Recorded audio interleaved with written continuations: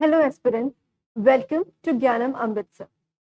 आज का जो टॉपिक हम डिस्कस करने जा रहे हैं वो है the Nobel prices winners of 2024। ये एक बहुत इंपॉर्टेंट टॉपिक है। मोस्टली द विनर्स, उनके नेम्स और उन्होंने किस अचीवमेंट के लिए अवार्ड ये प्राप्त किया है और कुछ background related to the Nobel prizes is often asked in SSC, banking और any other PSSB exam. So it's an important topic. Kindly pay attention to. Let's get started. सबसे पहले आगे बढ़ने से पहले हमें ये जानना जरूरी है कि आखिर नोबेल प्राइजेस की शुरुआत हुई कब से और क्यों। इसके पीछे एक बड़ी इंटरेस्टिंग स्टोरी है। Let me recite that to you. कहते हैं कि one day a man was flipping through the newspaper and accidentally he came across his own obituary, और जिसमें लिखा था the merchant of death is dead. This man was none other than Dr. Alfred Nobel. ऐसा हुआ क्या था कि देखिए, अल्फ्रेड नोबेल साहब is the inventor of dynamite. Dynamite की इन्वेंशन तो कंस्ट्रक्शन, माइनिंग, क्वेरिंग इन एक्टिविटीज में हेल्प करने के लिए की गई थी, लेकिन that same dynamite was also used for some disastrous activities because it was used in weapons, arms and ammunition, जिससे लाखों करोड़ों की लोगों की जो जान है वो भी जा सकती थी। तो इसके कारण ही ऐसा title doctor Alfred Nobel sir को उनकी ऑबिचुरी में दिया गया, that merchant of death is dead. But ऐसी लेगेसी इतना बड़ा इन्वेंटर के लिए इट्स नॉट राइट। तो यहाँ से नोबेल सर को ये आइडिया आया that why not I use the wealth that I have accumulated for the benefit of humanity. तो उन्होंने सोचा कि जो भी वेल्थ मैंने आज तक एक्वायर की है मैं पोस्टमसली उसे डोनेट करूंगा उन लोगों के लिए जो कि ह्यूमैनिटी को अपलिफ्ट करने के लिए डिफरेंट फील्ड में, मेडिसिन में, केमिस्ट्री में, फिजिक्स में, पीस में जो कि इन्वेंशंस कर रहे हैं, जो कि ह्यूमैनिटी को सर्व करने के लिए अपनी कॉन्ट्रीब्यूशन दे रहे हैं। इसीलिए the Nobel Prizes were constituted later after his death to commemorate, to celebrate those people जो कि ह्यूमैनिटी को सर्व करने के लिए बहुत ही इंपॉर्टेंट कॉन्ट्रीब्यूशन हमारी सोसाइटी में दे रहे हैं।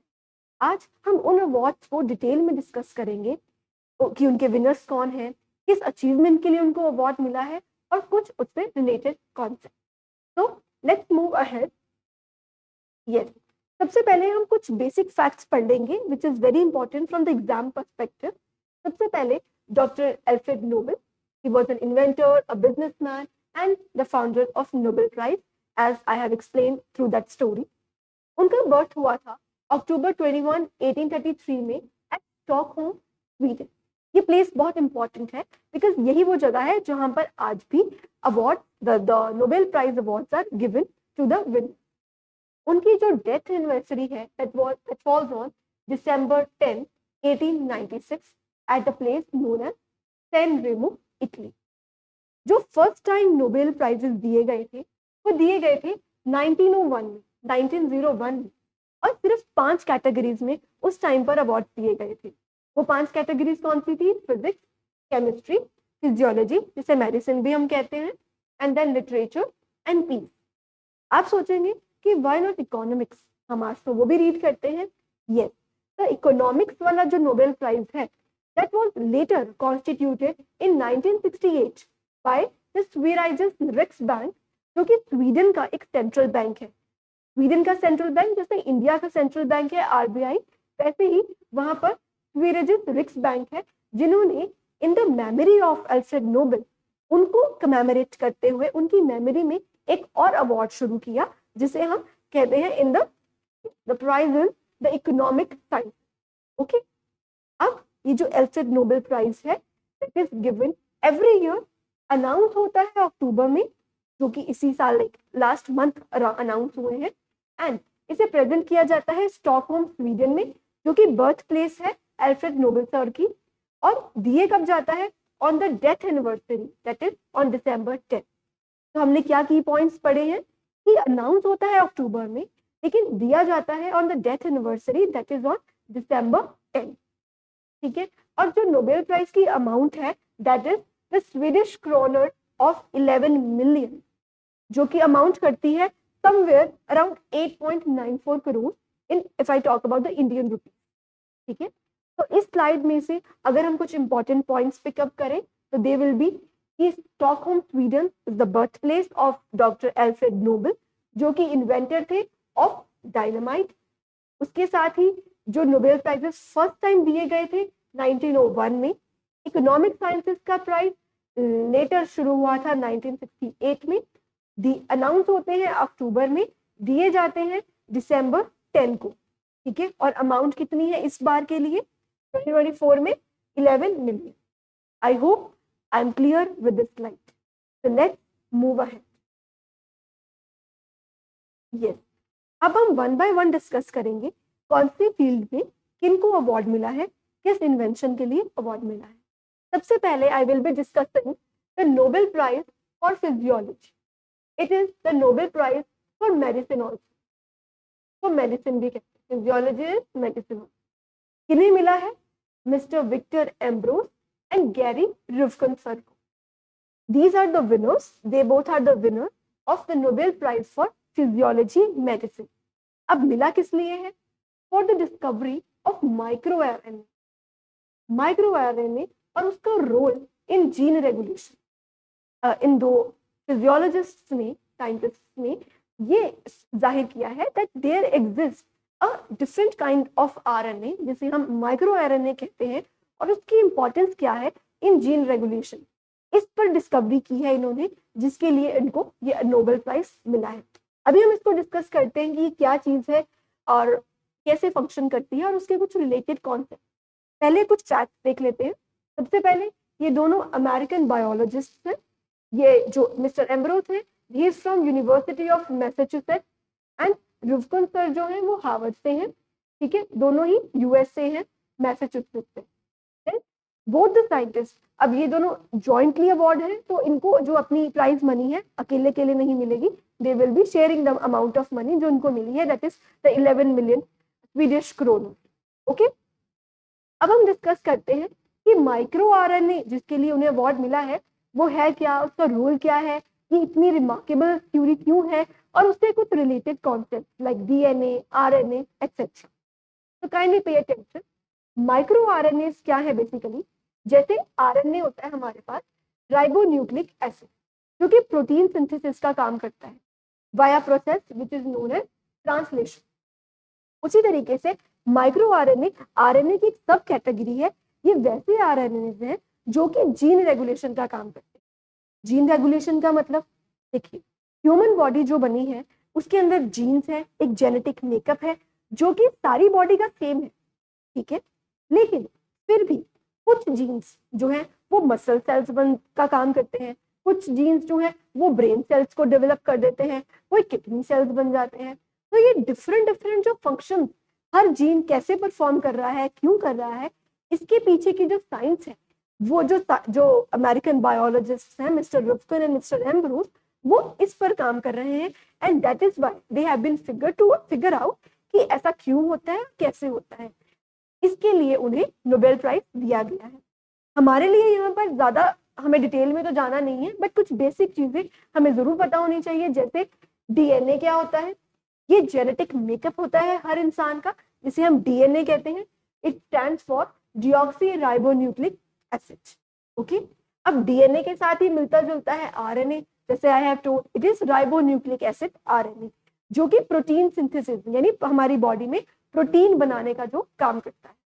Then we have one term transcription, और उससे मिलती जुलती एक टर्म है ट्रांसलेशन। अब ये दोनों बड़ी सिमिलर लगती हैं और हमें कंफ्यूजन भी कर देती हैं, तो हम इसको डिटेल में समझते हैं कि ये क्या है।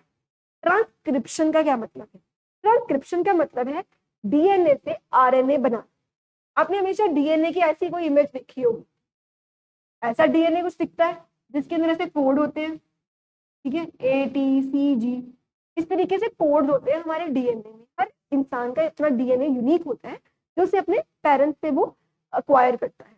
तो ये जो डीएनए है, इससे जब आरएनए बनता है, आरएनए क्या बनता है? Ribonucleic acid. तो जो उसका प्रोसेस है उसे हम बोलते हैं ट्रांसक्रिप्शन। देखिए ये हमारे पास डीएनए, अब इससे आरएनए कैसे बनेगा? डीएनए जब डबल स्ट्रैंडेड है, आरएनए सिंगल स्ट्रैंडेड होता है।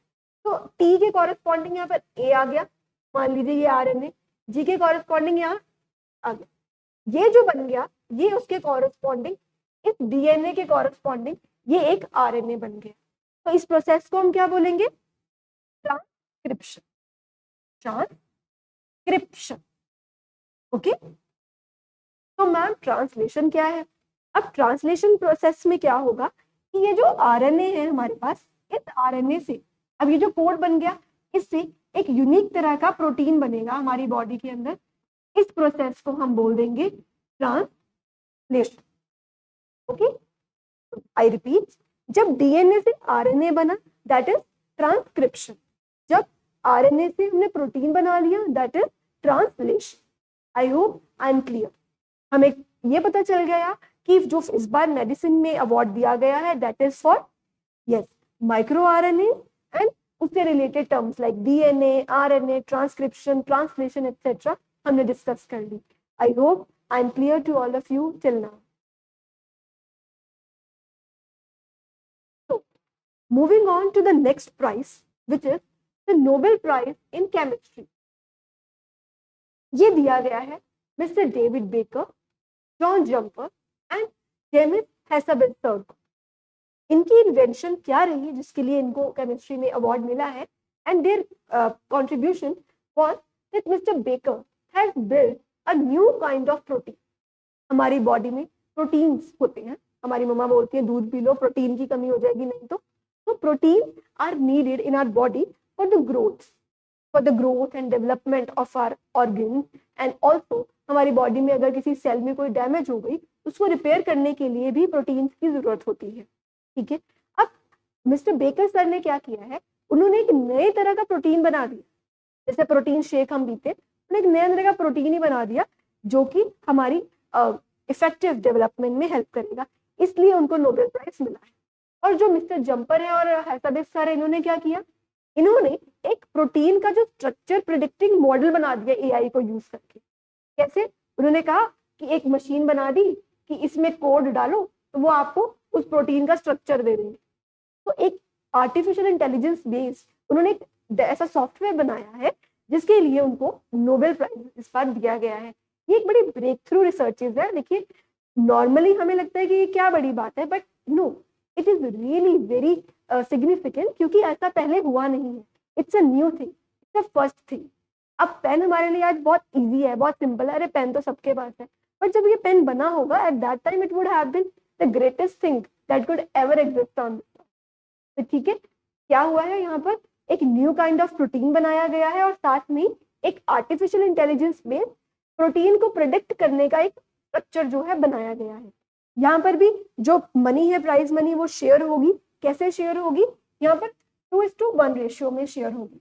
मतलब एक हिस्सा इनको मिलेगा मिस्टर डेविड बेकर सर को, बिकॉज इन्होंने प्रिडिक्ट किया है एक न्यू प्रोटीन, और जो बाकी हिस्सा बच रहा उसको ये स्प्लिट करेंगे आपस में मिस्टर जम्पर एंड मिस्टर हेसाबेथ, ठीक है, बिकॉज इन्होंने एक मॉडल बनाया है जो कि प्रोटीन के 3D स्ट्रक्चर्स को प्रिडिक्ट करता है।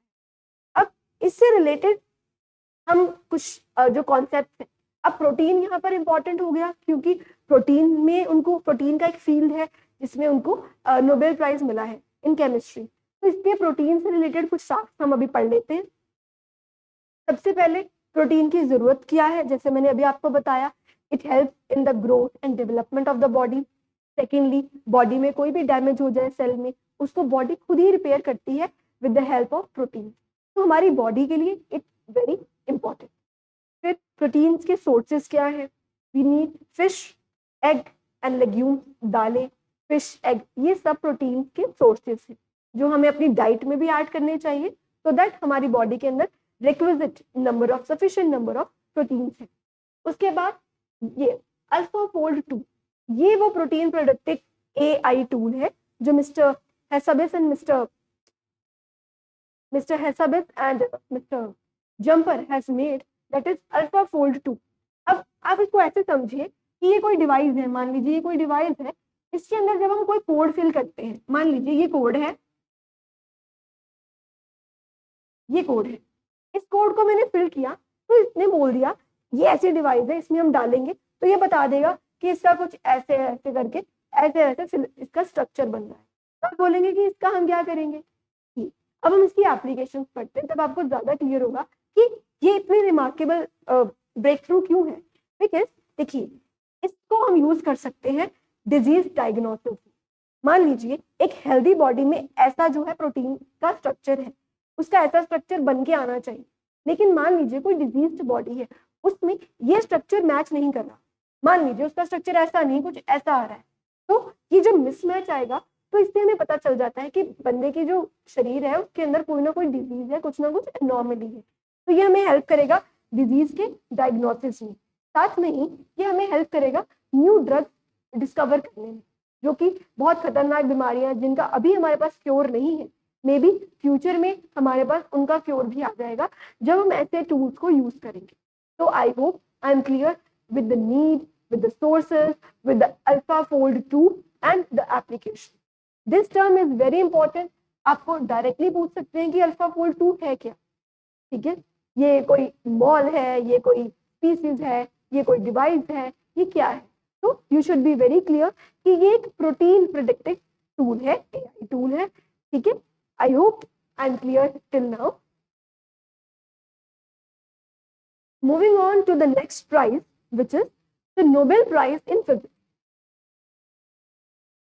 अब फिजिक्स में John J Hopfield and Geoffrey A Hinton, these two physicists have been awarded with the Nobel Prize in Physics. अब देखते हैं कि what was their contribution. देखिए, they have been given a Nobel Prize because they have developed a tool which is used in machine learning. उन्होंने machine learning या specifically अगर मैं बोलूं तो आर्टिफिशियल न्यूरल नेटवर्क कैसे वर्क करते हैं, उसके पीछे की फिजिक्स क्या है, उस पर फोकस किया है और उससे बहुत सारे आज ब्रेक थ्रू जो है टूल्स इनिशिएटिव जो है बनाए गए हैं उसके बेसिस पर। आप सिंपली समझिए कि जो आर्टिफिशियल इंटेलिजेंस आज हर जगह जितना बोलबाला है ना, चैट जीपीटी हो गया, AI जो है अब एग्रीकल्चर में यूज हो रही है, बैंकिंग में यूज हो रही है, हर जगह जो है AI हो रही है, ठीक है। अब वो AI के पीछे के जो फंडामेंटल प्रिंसिपल्स हैं उसको कहाँ डिस्कस किया है, किन्होंने उसको जनरेट किया है, किन्होंने सोचा कि ऐसा कुछ हो भी सकता है।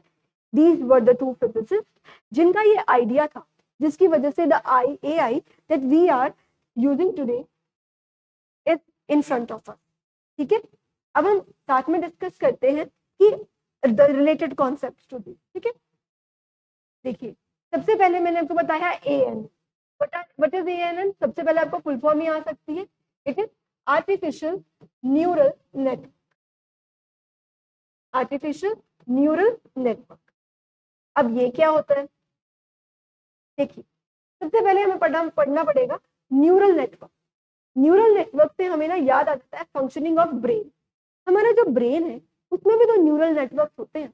तो these physicists have done that इन्होंने जो नॉर्मल ब्रेन की फंक्शनिंग होती है, जिस तरीके से ब्रेन सीखता है चीजों को, उस चीज को मशीन्स पर अप्लाई करने की कोशिश की है, जिसकी वजह से हमारे पास एक नई ब्रांच आ गई है, डीप लर्निंग। ये बेसिस फॉर्म करती है AI का, आर्टिफिशियल इंटेलिजेंस का। अक्सर हम देखें तो आर्टिफिशियल इंटेलिजेंस में हो क्या रहा है, AI में हम उसे कुछ इनपुट देते हैं कि हमें ऐसे दे दीजिए भाई इस टॉपिक पर, तो गूगल की सर्चेस पर जितने भी आर्टिकल्स अवेलेबल होते हैं वो उनमें से डेटा उठाती है and they present a very well structured answer in front of you. अगर मैं open AI, chat GPT, Gemini, इन सब की बात करूं, सिंपल अगर हम एप्लीकेशन देखें तो ऐसे ही हो रहा है AI में। AI की नो डाउट बहुत ज्यादा एडवांस एप्लीकेशन है, बट मैं एक बेसिक से आपको समझाना चाहती हूँ। तो उसमें क्या हो रहा है कि जो मशीन है अल्टीमेटली वो अपना दिमाग लगा रही है, वो खुद लर्न कर रही है कि मुझे इसमें से ये इंपॉर्टेंट चीज लेनी है, इस आर्टिकल में से ये लेनी है, क्वेश्चन में ये पूछा गया है, and then a structured answer is presented in front of you, right. इस ब्रांच को हम बोलते हैं डीप लर्निंग। ये एक सबसेट है मशीन लर्निंग का। मशीन लर्निंग का मतलब क्या हुआ कि मशीन जो है खुद ब खुद लर्न कर रही है, ये मशीन लर्न कर रही है। अब आर्टिफिशियल इंटेलिजेंस में यही हो रहा है, द मशीन इटसेल्फ लर्न्स। और किस प्रोसेस से लर्न कर रही है? By deep learning, right. अब ये वर्क कैसे करता है, लेट्स सी। अब देखिए नॉर्मल ब्रेन कैसे फंक्शन करता है। ये आपका एक मान लीजिए न्यूरॉन है, नर्व सेल है, ये दूसरा नर्व सेल है, तीसरा नर्व सेल है, ये आपस में कनेक्शंस बनाते हैं। तो जब ये एक न्यूरल नेटवर्क बन जाता है, ये न्यूरल नेटवर्क एक अलग न्यूरल नेटवर्क जो पहले से बना हुआ है उसके साथ इंफॉर्मेशन शेयर करता है। This is how the information is transferred. आप बोल रहे हैं, आपने आंख को हाथ लगाया, सेंसर्स ने उसको एक्सपीरियंस किया, ब्रेन को सिग्नल पहुंच गया, ब्रेन ने फटाफट हाथ को पीछे खींच लिया, फिर रिफ्लेक्स एक्शन जिसे हम बोलते हैं। यस, तो ये कैसे होते हैं? ये जो हमारे दिमाग के अंदर न्यूरल नेटवर्क्स है, इनकी वजह से जो है बड़ी फास्टली इंफॉर्मेशन ट्रेवल करती है, जिसके कारण हम रिएक्ट कर पाते हैं, एक्ट कर पाते हैं, राइट। इस तरह से ब्रेन वर्क करता है। तो मिस्टर हॉपफील्ड ने ये कहा कि देखिए सेम ये चीज तो हम मशीन्स में भी कर सकते हैं। उन्होंने क्या कहा, इसको बोल दिया नोड, इसको बोल दिया connection.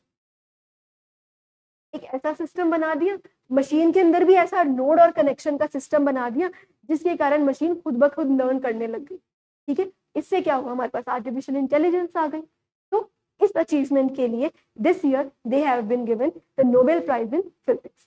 I hope I am clear with the terms like deep learning क्या है, फंक्शनिंग ऑफ ब्रेन कैसे होती है, और आर्टिफिशियल न्यूरल नेटवर्क्स क्या है। न्यूरल नेटवर्क हमारे ब्रेन में काम करते हैं, उनको जब मशीन के लिए आर्टिफिशियली हमने बनाया तो वो बन गए ANN, that is artificial neural network. I hope you are clear till now. Moving on to the next category of prizes, जो कि है peace prize. We have the peace prize, the Nobel peace prizes for this year. It has been awarded to an organization which is Nihon Hidankyo. ये एक organisation है atomic bomb survivors की in Japan. हम सबको पता है 1945 में Hiroshima and Nagasaki पर एटम बॉम्ब गिरा दिया गया था by the United States during the world war 2। But this was a very I would say lack of humanitarian move, क्योंकि आज तक हम देखते हैं कि वो लोग वहां पर एक मिनट में लाइफ खत्म हो गई, साथ में उसके इफेक्ट आज तक generation to generation carry on हो रहे हैं। we feel the deformities, people they are having illnesses, deformities है, तो ह्यूमैनिटी आज तक उसका भुगतान कर रही है। तो इट वॉज नॉट गुड जो भी उस टाइम हुआ था इन 1945। उसका जो इसलिए साथ में ही एक ऑर्गेनाइजेशन है जो कि ये प्रोपेगेट करती है या ये एडवोकेट करती है कि we need a nuclear arms और न्यूक्लियर वेपन फ्री कंट्री, क्योंकि इन्होंने जापान में लोगों ने उसको सहा है, उसको फील किया है कि न्यूक्लियर अटैक्स के कितने नेगेटिव इम्पैक्ट्स हो सकते हैं, एक जनरेशन के लिए नहीं, आने वाली जनरेशन के लिए भी, और वो भी पता नहीं कब तक। Air is malignant, the water is malignant, सब कुछ खराब हो गया उनका। तो दे नो, कहते हैं जिस तन लागत सो तन जानत, तो they know that what it feels to be. तो वो नहीं चाहते कि ऐसी चीज दोबारा हो। तो ये एक ऑर्गेनाइजेशन है जो इस मुद्दे के साथ आगे बढ़ती है कि हमें एक न्यूक्लियर वेपन फ्री कंट्री चाहिए, एक न्यूक्लियर वेपन फ्री वर्ल्ड चाहिए। तो ये न्यूक्लियर डिसआर्मामेंट की बात करती है और पीस लाने की बात करती है, इसलिए उनको इस बार पीस अवार्ड मिला है। ठीक है, तो द ऑर्गेनाइजेशन नेम इज निहोन हिदानक्यो। ये एक जापानीज ऑर्गेनाइजेशन है, हमें इतना याद रखना है, और ये 1956 में बनाई गई थी। ये देखिए एटॉमिक बॉम्ब सर्वाइवर्स, जिन्हें हिबाकुशा भी कहते हैं। आपको ये टर्म भी आ सकती है कि हिबाकुशा क्या है। हिबाकुशा वो लोग हैं those who are the survivors of the atomic bombing जो 1945 में हुई थी। अब इससे रिलेटेड ये तो न्यूज आर्टिकल हो गया कि पीस प्राइज है, किन्हें मिला है, ऑर्गेनाइजेशन कहाँ की है, हिबाकुशा क्या है, कब बनी थी, ये फैक्चुअल न्यूज हमने इस स्लाइड से कवर कर ली। अब हम कवर करेंगे कुछ रिलेटेड टॉपिक जो कि है इसी से रिलेटेड साथ, क्योंकि न्यूक्लियर की बात हो रही है तो जो न्यूक्लियर टेस्ट है वो इम्पोर्टेंट हो जाते हैं, न्यूक्लियर ट्रीटीज है वो इम्पोर्टेंट हो जाती हैं, इंडिया के जो न्यूक्लियर टेस्ट हुए थे वो भी इम्पोर्टेंट हो जाते हैं, और साथ में ही दो फिनोमिना जो कि हम ऑफन सुनते हैं regarding nuclear, which is fusion and fission, इनका जो डिफरेंस है वो भी इम्पोर्टेंट हो जाता है। अभी हम क्विकली इनको रिवाइज कर लेंगे तो आपका ये टॉपिक भी अच्छे से क्लियर हो जाए। ठीक है, सबसे पहले हम बात करते हैं फ्यूजन और फिजन में क्या difference, fusion and fission. Fusion का मतलब होता है जब कुछ छोटे मॉलिक्यूल्स मिलकर एक बड़ी फिगरिन को जन्म देते हैं। जैसे कि अगर मैं बात करूं तो हाइड्रोजन के जो आइसोटोप्स है ड्यूटेरियम एंड ट्राइशियम, जब वो मिलते हैं तो वो बनाते हैं हीलियम। इससे जो एनर्जी रिलीज होती है वो एनर्जी होती है फ्यूजन एनर्जी, ठीक है। और जब कोई बड़ा मॉलिक्यूल जब ब्रेक करता है छोटे में तो उसे हम बोलते हैं फिजन। फिजन मतलब टूट जाना। जब बड़ा छोटे में टूट जाएगा तो वो है फिजन, जब छोटे बड़ा बना देंगे तो वो क्या है, फ्यूजन। इसमें भी एनर्जी रिलीज होगी, ठीक है, वो एनर्जी होगी हमारे पास फिजन एनर्जी। ओके, तो fusion can be seen in hydrogen जब हीलियम बन रहा है, फ्यूजन कैन बी सीन जब यूरेनियम से क्रिप्टॉन और बेरियम और न्यूट्रॉन्स निकल रहे हैं। I hope the difference of fusion and fission is clear to you. अब बात करते हैं इंडिया के न्यूक्लियर टेस्ट की। हमने पहला जो न्यूक्लियर टेस्ट किया था वो किया था इन 1974 और उसका कोड नेम क्या था, स्माइलिंग बुद्ध। ओके, दूसरा जो हमने टेस्ट किया वो हमने किया 1998 में, उसका कोड नेम क्या था, ऑपरेशन शक्ति। तो इंडिया ने अभी तक 2 ही न्यूक्लियर टेस्ट किए हैं, first in 1974 and second in 1998, Pokhran 1 and Pokhran 2। इनके कोड नेम्स भी they are very important. Okay, अब हम साथ में बात करते हैं न्यूक्लियर रिलेटेड ट्रीटीज की, ठीक है। पहली है CTBT which is comprehensive test ban treaty, और दूसरी है NPT that is non proliferation treaty. ये दोनों ट्रीटीज इंडिया ने साइन नहीं की है। I repeat, India is not a signatory of these two treaties. Okay, ना इंडिया ने CTBT ज्वाइन किया है ना ही NPT, क्योंकि इंडिया का कंसर्न ये है कि India is surrounded by hostile neighbours, तो हमें न्यूक्लियर वेपन्स की जरूरत है। We are having a nuclear weapon country as our neighbour. तो अगर हम अपने पास न्यूक्लियर वेपन्स नहीं रखेंगे तो हम तो हमेशा डिपेंडेंट हो जाएंगे ऑन द वेस्टर्न कंट्रीज, और this will be abridgement of the sovereignty of India. इसलिए इंडिया ने ये दोनों ट्रीटी साइन नहीं की है। आपको कंफ्यूज करने के लिए स्टेटमेंट आ सकती है, India is a signatory of NPT। No, India is not a signatory of NPT। I hope ये रिलेटेड कॉन्सेप्ट आपको क्लियर है। Fusion, fission, Pokhran 1, 2, CTBT, NPT। Let's move to the next prize which is the Nobel prize in literature. Literature में भी हर साल award दिया जाता है। इस बार का जो अवार्ड है वो मैम को मिला है, साउथ कोरियन ऑथर है ये, इनका नाम है हैन कांग। मैडम हैन कांग जो साउथ कोरिया से है, उन्हें ये इस बार अवार्ड मिला है लिटरेचर में। उनका एक जो यूनिक राइटिंग स्टाइल है जिसमें वो पोएटिक प्रोज लिखती हैं, इसको सेलिब्रेट करने के लिए this time she has been awarded. उनकी बहुत ज्यादा फेमस नॉवेल्स हैं जिसमें से एक नाम बहुत ही पॉपुलर है विच इज द वेजिटेरियन।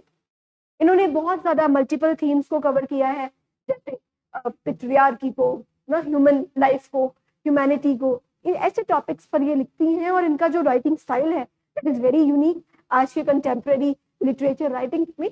तो इसको सेलिब्रेट करने के लिए ma'am has been awarded this time. Again we repeat, South Korea से है ये, इनको लिटरेचर में अवार्ड मिला है। इनका नाम हैन कैंग है। इनकी इंपॉर्टेंट नॉवेल द वेजिटेरियन है, ठीक है, और इनका जो स्टाइल था that is poetic prose. I hope I am clear with this. Moving to the next prize which is in economics या इकोनॉमिक साइंसेस कह सकते हैं। This time this award has been awarded to Daron Acemoglu, mister Simon Johnson and James A. Robinson. These 3 dignitaries have been awarded this year. और किस लिए इनको award मिला है? See, this time they have been awarded for finding that why there is a discrepancy कि कुछ countries तो बहुत ज्यादा प्रॉस्पर कर जाती हैं पर कुछ कंट्रीज जो है वो इतना प्रॉस्पर नहीं कर पाए। जैसे इट मे साउंड स्टीरियोटिपिकल, लेकिन देखिए यूरोपियन कंट्रीज थोड़ी एडवांस्ड इकोनॉमीज हैं, एडवांस्ड कंट्रीज हैं, बट अफ्रीकन नेशन उतने एडवांस्ड नहीं है। तो ऐसे कौन से फैक्टर्स हैं जिनकी वजह से ये जो गैप है हमें देखने को मिलता है? इन्हीं फैक्टर्स को इन्होंने एनालाइज किया है। See, this time they have analysed importance of societal institution for a country's prosperity.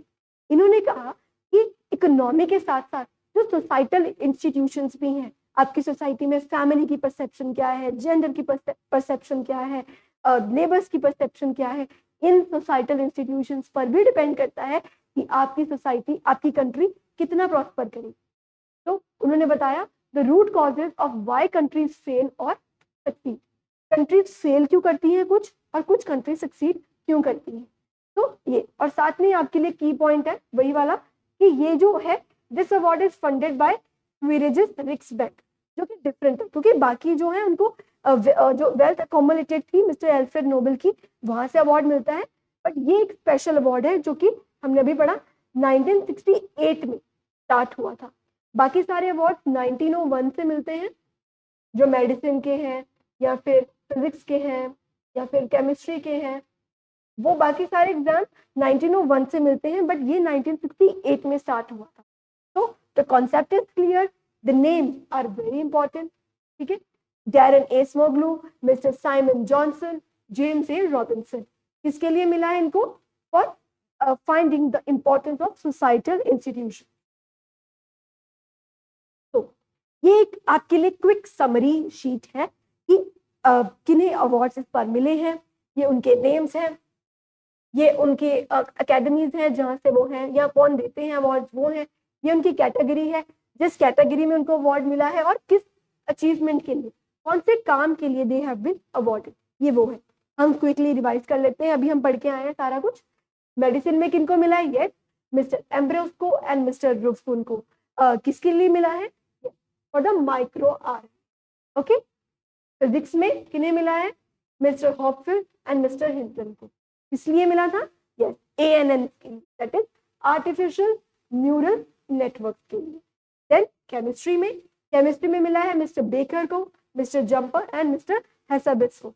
किस लिए मिला था? प्रोटीन। रिमेंबर, प्रोटीन्स के स्ट्रक्चर्स के लिए मिला है। कमिंग टू लिटरेचर, मैडम हैनकैन को मिला है, जो साउथ कोरिया से है, फॉर द पोएटिक प्रोज, और उनकी इंपॉर्टेंट एक नॉवेल का नाम क्या है? The vegetarian.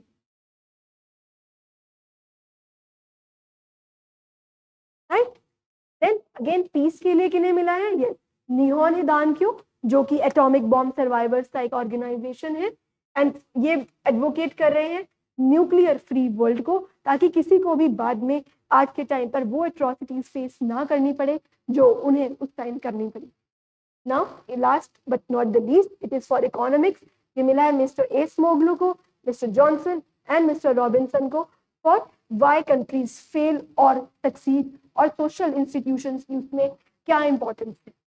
I hope these Nobel prizes of 2024 in all these fields are clear to you। इन्हें कौन देता है, किन्हें इस बार मिला है, किस चीज के लिए मिला है, ये आपके लिए मोर देन सफिशिएंट है। आप इसे बार बार रिवाइज कीजिए।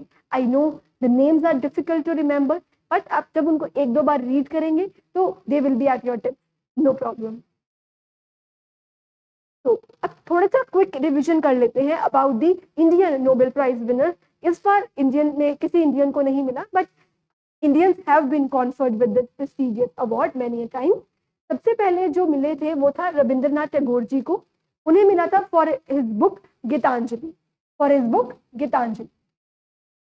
वो ऑब्वियसली लिटरेचर में मिला होगा, बुक के लिए मिला था। It was a collection of poem Gitanjali, जिनके लिए किन्हें मिला था? मिस्टर रविंद्रनाथ टैगोर सर को। अब दूसरा मिला था सर CV रमन सर को। इनको मिला था रमन इफेक्ट के लिए। Raman effect is basically about the scattering of light. पहले माना जाता था जैसे लाइट आई वैसे ही स्कैटर हो गई उसी वेवलेंथ पर, but sir CV Raman found that ऐसा नहीं होता। उसकी क्या होता है, earlier what was felt, let me explain you, कि यहाँ से वेव आई वो ऐसे ही चलेगी, इसे बोलते थे Rayleigh scattering. This was called Rayleigh scattering, but mister CV Raman said no, ऐसे नहीं होता। इसकी अगर लैम्डा वेवलेंथ है तो कुछ ऐसे हो जाएंगी स्कैटर, कुछ ऐसे हो जाएंगी, इन्हें बोलते हैं रमन लाइन। ओके, तो ऐसा कॉन्सेप्ट था। द बेसिक थिंग इज, आपको जो याद रखना है कि mister CV Raman for his Raman effect, जो कि स्कैटरिंग ऑफ लाइट से रिलेटेड है, उन्हें नोबेल प्राइज मिला था in physics in 1930। So moving to the next winner. Next winner is Mother Teresa, जिन्हें मिला था in peace for her service to people suffering from leprosy.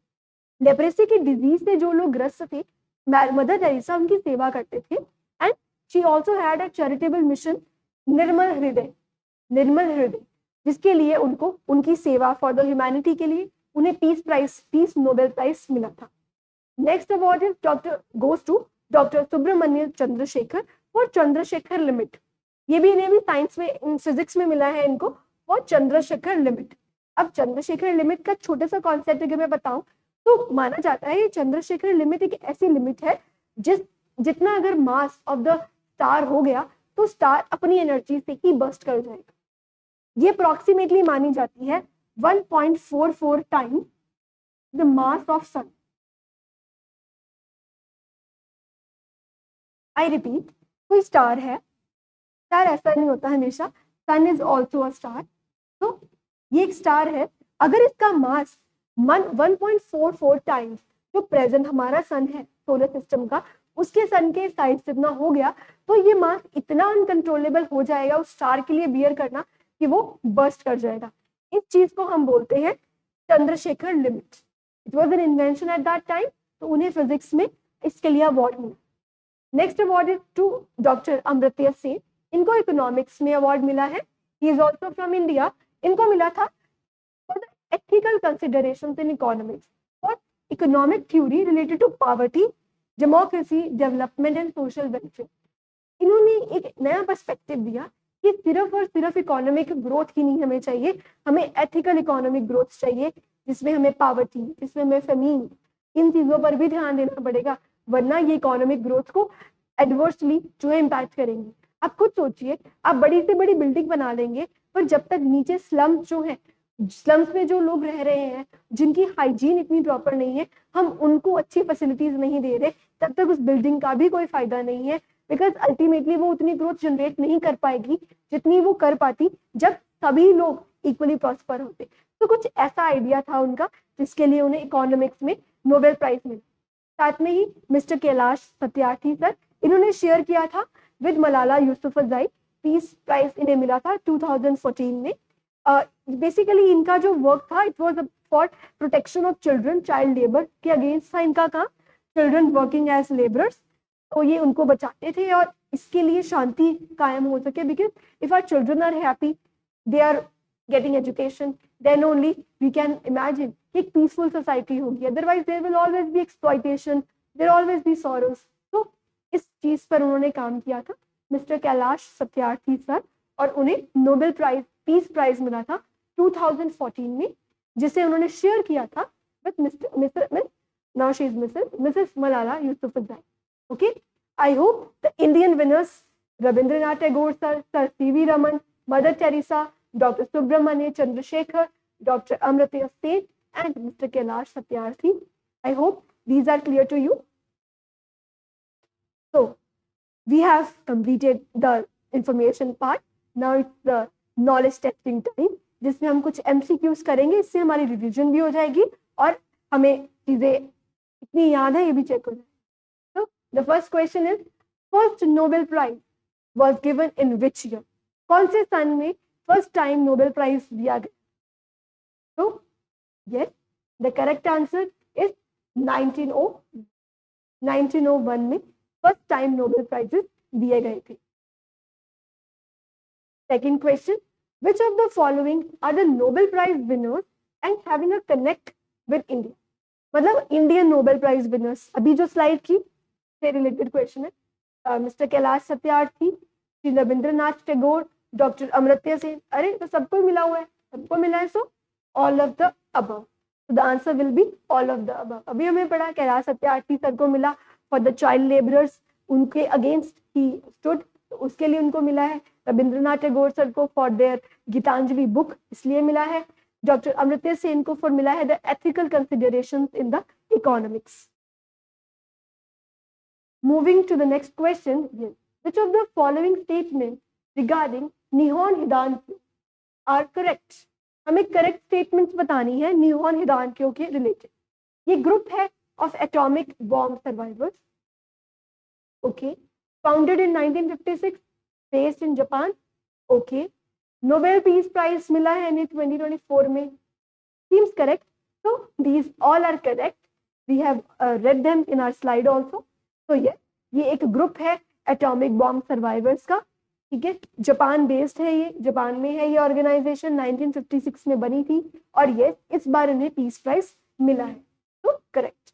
The answer is all are correct. Next question. 2024 Nobel Prize in Literature has been awarded to noted author Han Kang. ठीक है, तो हमें पता था. फिर शी हेल्स फ्रॉम विच कंट्री. अब question ये है कि हैन कांग नाम को मिला है award this time for the literature. वो कौन सी कंट्रीज से थे? तो क्या वो वियतनाम से थे, साउथ कोरिया, यूएस और जापान? वो कहाँ से थे? She was from South Korea. तो she is from South Korea. ये आंसर हो गया हमारा for this question. Okay, South Korea से हम. Next question. Victor Ambrose and Gary Ruffin has been awarded the Nobel Prize for Physiology or Medicine. तो उनको कौन सी अचीवमेंट के लिए अवार्ड मिला है? देखिए, उन्होंने हमें बता दिया किनको मिला है. हम याद करके गए हैं, इनको मिला, इनको मिला. उन्होंने क्या पूछ लिया कि उनको किस चीज के लिए मिला है. तो वो भी हमें बताना चाहिए. It is discovery of micro RNA या स्प्लिट सेल कल्चर बनाया है उन्होंने इसके लिए, या फिर उन्होंने कुछ ऐसा आइडेंटिफाई किया है बैक्टीरिया जो एक्जिमा कॉज करता है, या फिर उन्होंने माइक्रो रेडिएशन की डेवलपमेंट की है फॉर कैंसर क्यूर. कौन सी ऑप्शन हो सकती है? The answer is for the discovery of micro RNA. Okay, so thank you. That was the last question. That's all for today's video. I hope we added some value to your preparation. For more such updates, keep following the Gyanam Amritsar YouTube channel. So आप हमें suggest भी करें YouTube comment section में कि आप कौन से और topics पर videos चाहते हैं. So we would be happy to help you in that. I hope this video was useful for you. So keep studying, take care of yourself. Thank you and have a nice day ahead.